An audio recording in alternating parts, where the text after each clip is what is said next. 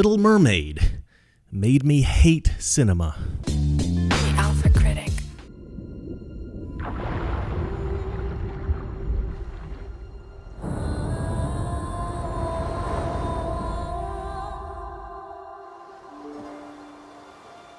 Check the code, man! Over here! Watching, you'll see. Someday I'll be part of your. He's a human. You're a mermaid. That doesn't make us enemies.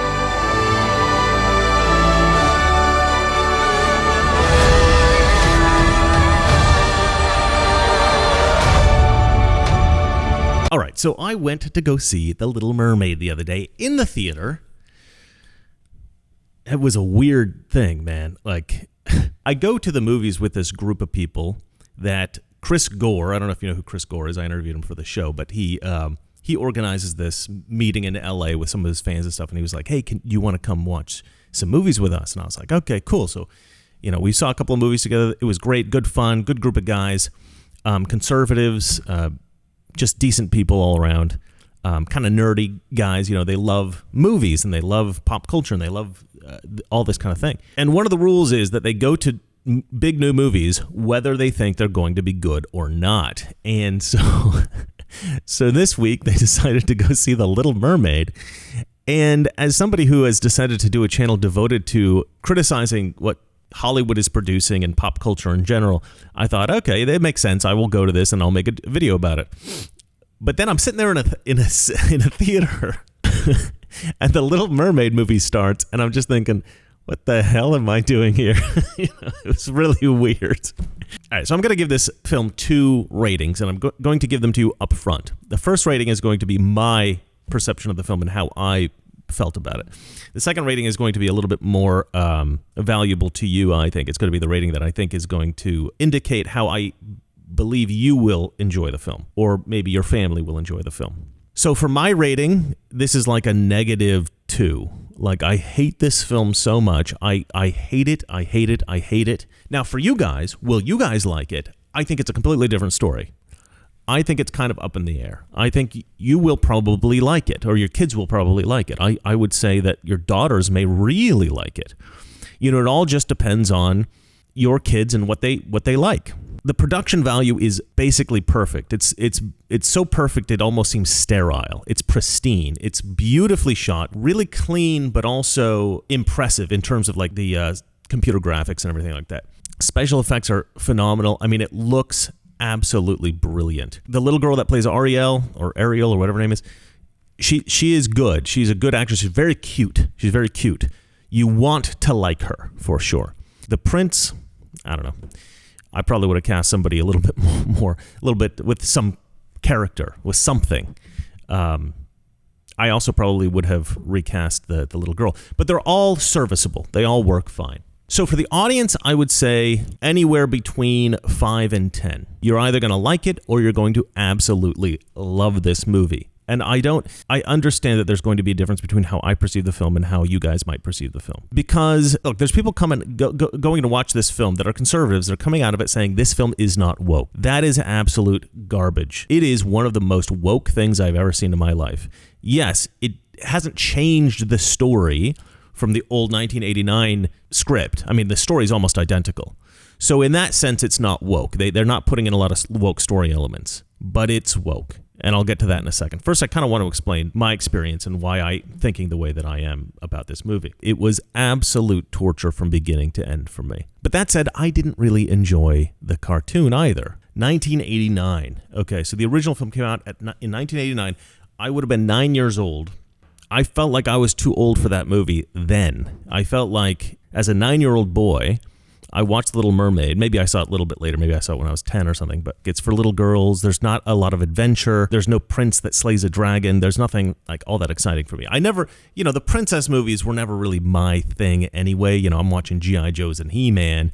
I mean, I didn't dislike Cinderella. I didn't dislike Snow White, but I don't know. I didn't relate to the main characters. I just didn't, they weren't for me. So then going to this, when I'm 43 years old and watching a remake of it, I mean, this is clearly a film meant for children. So as a grown man watching this, look, I can definitely intellectually break down the film and say, okay, this is potentially like very good for a family or very good for a little girl or whatever it is. And so with that in mind, I do think that a lot of people will like this movie. I think it's incredibly well made. My issue with it is that it's made with such precision that it feels soulless. So now let me interject here what I liked about the movie. I did like the special effects. I liked all the talking creatures. I think they did a really brilliant job with that. I even liked Awkwafina. Are you listening to me? Yes, You won't tell him, I won't tell him, and I will stay in one piece. You got it? got it. Sorry, what'd you say again? Even though I find her annoying in almost everything else. Live your dream, but don't sleep. Don't sleep. Her as the bird was good. She was fine. She was funny. They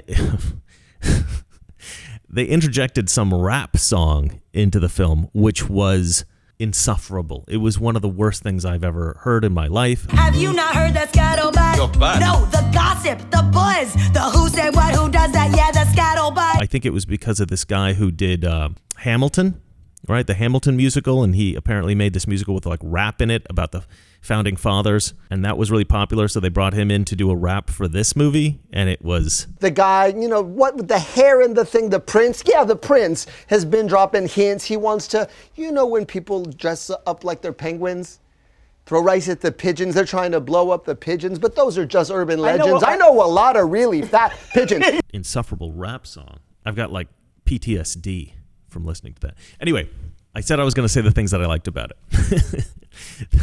The cinematography is good. The special effects are amazing. It is kind of a spectacle. It does look great. Melissa McCarthy, she was a revelation. She was phenomenal. Before the sun sets on the third day, you and Princey must share a kiss. And not just any kiss. The kiss of true love. If you do, you will remain human permanently. But if you don't, you'll turn back into a mermaid. And you belong to me. I don't know. Life's full of tough choices, isn't it? I was not expecting Melissa McCarthy to be as great as she was. That came as a real shock to me. If there was one thing that I really, really enjoyed while I was sitting there watching, it was everything Melissa McCarthy did. I hate musicals. Okay, that's a problem with like doing a remake of an old Disney film. I don't really like musicals generally. So if I have to sit through somebody singing, I'm like, I want to just check my phone, I just tune out. But Melissa McCarthy was so funny and so charming and so, what's the word? Dynamic and just eminently watchable. You just were fixated to the screen, which is awful in a way because she's the villain. She's the person that you're supposed to like the least.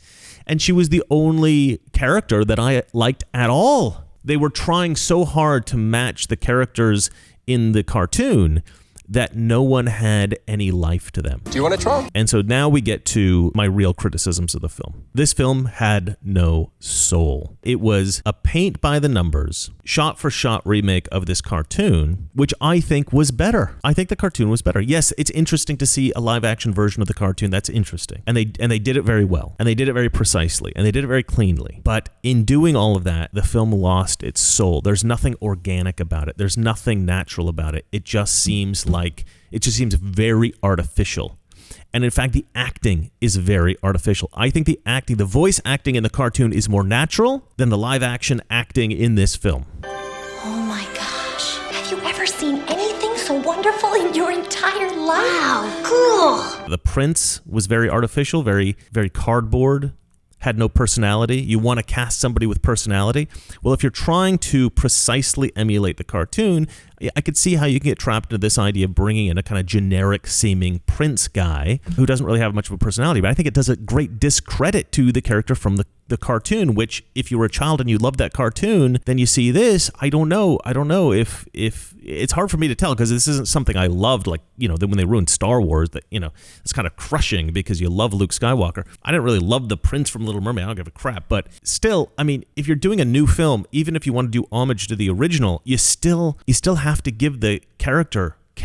You have to give them charisma. You have to give that character something interesting. When this prince character becomes sort of zombified by the spell of the sea witch, he doesn't really seem that much different than before. Like, he's like the same guy because he has no personality before that. So it's like, oh, now he's zombified. It's the same guy. He's like exactly the same. And I have to say, Ariel is kind of a similar situation. And I know a lot of people are going to disagree with me on this because she was good and she was sweet and she was very cute and she does have a nice voice and everything about her is somewhat charming, except it all seemed phony to me. None of it seemed naturalistic. It all seemed like a girl doing her best to seem cutesy and trying her best to seem charming, but none of it seemed to come from an organic place. It all came, it was all sort of manufactured. It seemed manufactured to me. And then when she loses her voice and she can't speak and she's just walking around, she almost looks dead-eyed. She almost looks dead-eyed throughout the whole movie.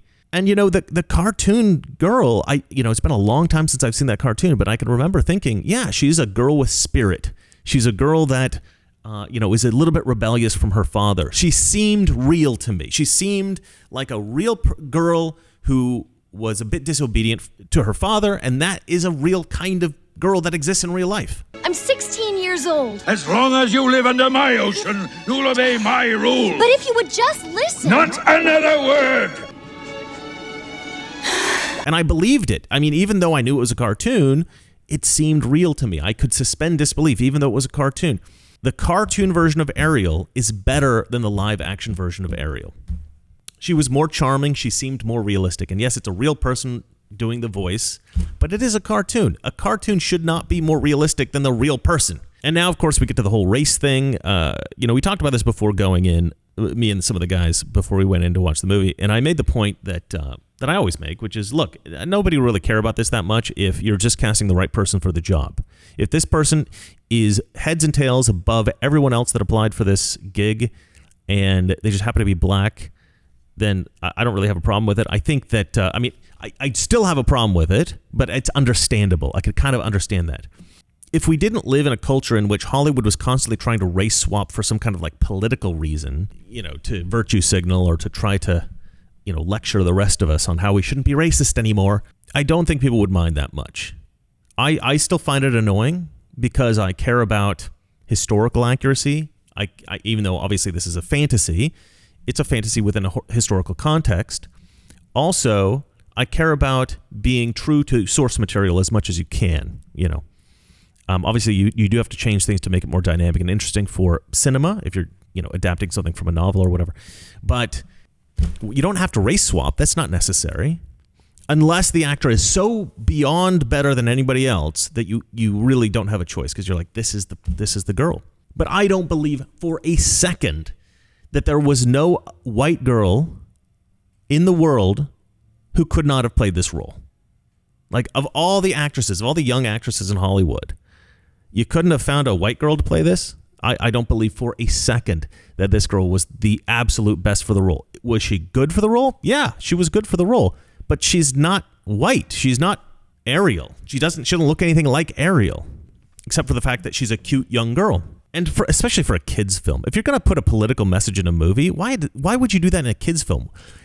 Kids are both not sophisticated enough to understand the message and too sophisticated to fall for this idea that, every race of person looks exactly the same and you shouldn't notice a difference. Kids are brutally honest. They can perceive things, right? They're not little idiots, I suppose some are, but they can see things and they'll call you out on it if they see that something's weird. And two, they don't really care about politics. They don't care about that stuff. So why are you putting that message in a children's film? There's a clip, an amazing clip on Twitter of a little girl I think she's seeing the trailer of this new Little Mermaid movie, and her mom's filming her, or somebody's filming her, watching this for the first time. Oh, Black Little Mermaid, right? For a little black girl seeing Black Little Mermaid for the first time. She'll be a touching moment, right? She looks like me, mommy, that you expect, right? She turns back to the camera, she turns back to her mother, and she goes, "That's not Ariel.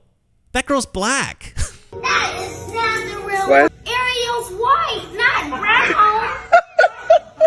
Ariel's here long, not braided. I love that kid because, look, this is the Emperor's New Clothes. This is the story of the Emperor's New Clothes. Ironically, written by the same author. That's just kind of mind-blowing to me, right? That this is the exact same scenario as the Emperor's New Clothes, right? This is Hollywood race swapping the Little Mermaid, making her black, and trying to pretend like that's perfectly normal and fine. And this little girl, the little girl in real life, is calling Disney out on this. This is the Emperor's New Clothes scenario exactly, played out for real. And it was a Hans Christian Andersen story that gets called out. That's just amazing to me. Disney, you are the naked emperor. You are the naked, fat, disgusting emperor who is too deluded to know what you're doing, okay? There's a little kid calling you out right here. The irony could not be more delicious, as they say. It's amazing. It's amazing. Anyway, so the race thing. How important is this? Look, when I went into that movie, I thought it was just the girl. I thought it was just the Little Mermaid. I didn't realize they were going to race swap like everybody in the freaking movie. Okay. Okay, like I'm going to say I don't remember the Little Mermaid particularly well. I think the prince had a mother and a father, but in this movie he just had a mother. I don't know what happened to his dad, but he's gone. And his parents are black, or at least his mother is black. His mother is black. Okay, this is supposed to be what, like the 19th century or something? Maybe the 18th century? What the hell? Why are they making his mother black? I can understand maybe Ariel. Like Ariel is a mystical sea creature. Okay, she could be black. Fine. I can kind of get behind that maybe. I don't like it. I think it's absolute crap. But if you were going to debate me on it, I could maybe concede that there is some kind of justification there. There is no justification of making the prince's parents black. And then like his advisor, who's going around giving him advice and helping him out to try to get this girl and everything like that. He's some kind of like Indian guy or Pakistani or something like that. This just wouldn't have existed back then. You just would not have had black royalty in a European royal family. I don't understand why everybody's doing this right now. This is like the thing to do. This is like the big new trend. And here's what pisses me off so much. Yes, I care deeply about respecting the original material. I care deeply about historical accuracy as much as you can in a fantasy. I care about those things deeply. But here's what's more important. Here's like the real sort of like real world implication of this trend.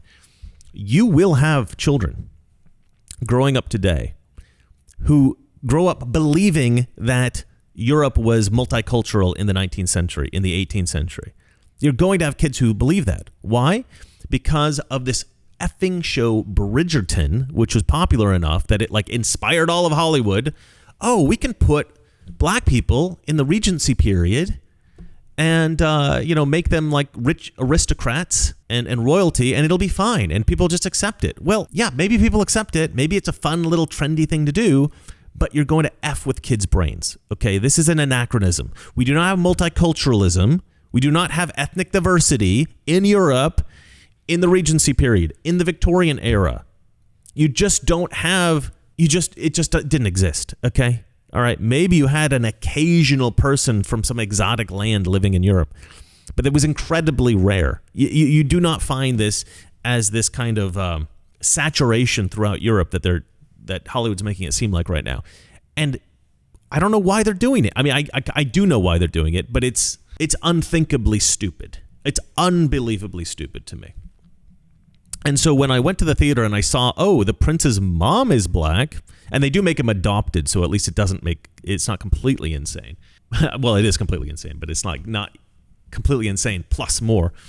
And his like advisors, this Indian dude, and then Ariel's family's all different colors. They're all different. The girls are all of different races. And her father is Javier Bardem, who is a Spanish actor, which does mean he's white. I mean, he is white technically. But there's a weird thing with left in Hollywood. Because of Latinos, Hispanic, South American, Central American, Spanish-speaking people, they tend to identify Spanish-speaking people from Europe sort of as like Hispanic Latinos from South America and Central America. They kind of group them all into the same category. So if you're a white and you speak Spanish, you kind of get a pass. You're kind of still an ethnic minority according to the left. And so even though Javier Bardem is technically a white guy, I think that he's kind of acceptable in the multicultural milieu because he speaks Spanish, right? And he has that accent that he sounds like a Spaniard. and so he's okay. Like, he's on the good list. Like, he's not a white supremacist or whatever. Javier Bardem was okay in the role. I probably would have picked somebody else. He does have a very strong look, and he looks like Javier Bardem. I don't know. I would have cast somebody else probably, but that's more just like my own taste. But yeah, I think this is a much bigger problem than just this movie. I don't know why Hollywood is doing well. I don't know why Hollywood thinks that this is acceptable. This is so egregious to raise kids thinking this way, presenting this anachronistic historical revisionism all the time in every friggin' project. If it were that all of Hollywood were trying to depict history accurately, and then there was this like one film that did this weird thing, and everybody kind of knew about it because it was like big news, and everybody's talking about how, they changed this film and they made history more multicultural or something, and it was this sort of experimental weird thing. Like when Bridgerton came out, it was kind of a big deal. That's okay, I think. It's fun to experiment, to do like weird stuff like that with art and with storytelling and stuff like that. When everyone is doing that, when every single production includes black people in their movies, historical movies about Europe, or brings in Indians or Pakistanis or whatever it is to try to make Europe more multicultural in the Middle Ages or the Regency period or Elizabethan times or Victorian era or whatever it is, the French Revolution. All of these different time periods, you're throwing in this multiculturalism, you are going to F kids up. Their brains aren't going to develop with the correct vision of what history was like. And I guess that's the point, right? I guess that's what they want to do. They want to mess kids' brains up. They want kids to believe something that's completely wrong because they want to rewrite history. History isn't the way they want it to be. They don't want to give white people credit for developing Western civilization. I think that's probably what it is. Now that I'm talking about it, I think that's probably what it is, because there is a great deal of racism against white people. They probably go, white people developed these amazing sailing ships. White people developed clocks. White people developed cars, airplanes, like everything that you can imagine, refrigeration. Every single thing in the world that we enjoy in our advanced modern society was developed because of Western civilization, because of European technological advancements. Christian Europe. That's where we get our civilization. And there's a lot of people who don't like that. They don't want white people to get all the credit. So they're injecting this pseudo-history, this false history of the world. So I think that's kind of where it comes from. I think it's incredibly sinister, and I feel bad for kids that grow up with this kind of media. So I don't know. If it were my kids, I have nieces, I have nephews, I would tell my sister, I would tell my brother, look, you can take your kids to this movie. There's nothing about it that is particularly like evil or anti-Christian or woke even, particularly like in terms of storytelling, but it will give them a wrong idea about history. So I would say this, better to really just show them the cartoon, one, and two, if they do watch this film, you got to have a talk with them and say, this is not how history is. This is why the filmmakers did it, because they hate white people, essentially. That's what I would say to them, straight up. All of the white people in this movie, except for the prince, all the white people in this movie are somehow bad, somehow sinister or bad. Of course, the main villain, of course, she's white. And basically every person of color is good or has a redemptive moment, at least. That's it. That's how they do. That's how Hollywood has done white people. White people are bad, people of color good. If it were my kids, if I were to have kids today, if I had a 5-year-old little boy, maybe a 4-year-old little girl, maybe even younger kids, if I had like a little family, and they're like, Daddy, we want to go see The Little Mermaid. Not a chance. Not a chance. I would not let my kids see this. I would not let my kids' minds be polluted by historical revisionism like this. I hate this kind of historical revisionism. I would actually just only allow my kids to watch older movies. Really. I feel like that's at the point that we're at now. I didn't even want to make this video. I was watching that movie going, I hate this so much, I don't even want to make a review about it. That's how much I hate this movie. It was a torture watching this film. There were funny moments, there were cute moments. I really tried to like it. I went in thinking, okay, this is not my kind of movie. I know that. So just, my expectations were set really low. Usually that's helpful because then you go, it's not as bad as I thought it was going to be. But I went in thinking I'm not going to like it. So keep an open mind. This is for little girls. Just, try to intellectualize it. Try to appreciate it.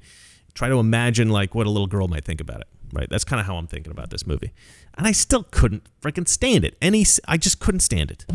It was just, I wanted to leave. A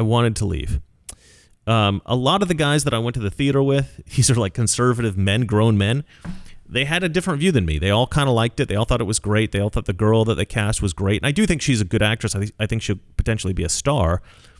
But why would you cast her as Ariel, one? And two, again, I think because of their attempt to be so true to the cartoon, except for, of course, the race of everybody, everybody ended up being soulless and cardboard and artificial. And there is a sense, like any kind of musical theater to me does seem very artificial.